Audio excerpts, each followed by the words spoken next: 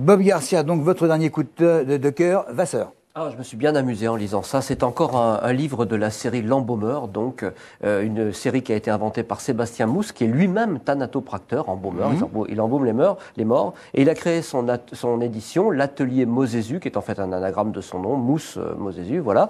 Et c'est le troisième ouvrage de la collection, sans faire de transition avec ce que vient de dire Giuseppe. Bon, le premier de la série s'appelait Harpicide, et le deuxième, Ainsi fut-il, je suis venu le chroniquer ici même. Et j'ai encore flashé sur celui-là qui est vraiment hyper drôle, iconoclaste, un peu déjanté, à pas mettre entre toutes les mains quand même. Il y a un côté un petit peu San Antonio Berrurier et un argot un peu, voilà, un petit peu dépassé, mais qui est tellement marrant. Ça s'appelle Concerto en lingots d'os, et donc ça vient de sortir, c'est de Claude Vasseur.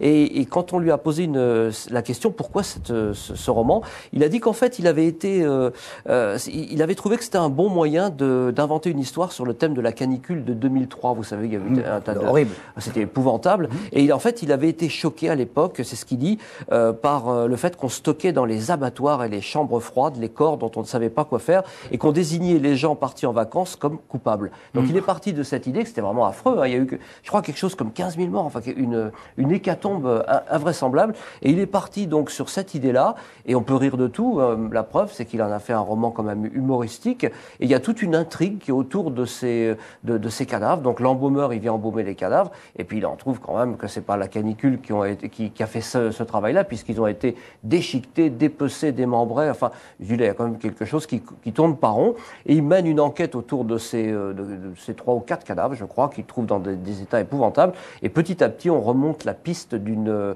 histoire ancienne qui ressurgit à travers ce roman. Donc c'est vraiment un roman policier qui se lit très très bien, une écriture fluide, marrante. Oh bah oui, d'ailleurs, à propos d'écriture, les 3 lignes. Allez, Luc rampe le plus vite possible en marche arrière jusqu'à un gros arbre, se met debout, souffle le contenu et attend. Un pas rapide, un mouvement furtif, net, précis. Là aussi, le poignard fait son boulot, en tranchant tout ce qu'il touche, peau, carotide, trachée artère et quelques autres bricoles devenues inutiles. Le corps roule ainsi en contrebas. Cette fois, il doit y aller car 2 absents, ça va finir par se faire remarquer. Voilà, c'est vraiment le ton, tout est dit, donc tout est là, et ça se lit vraiment bien.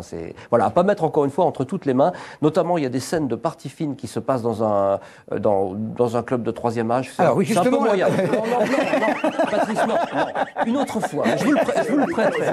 Je sens que ça vous plaît, je vous le prête. Je vous le donne, je dis.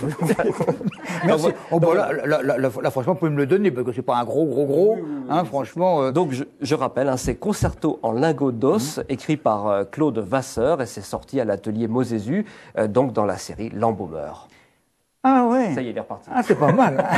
Ah oui, quand même. Oui, et encore il y a pire. Bien.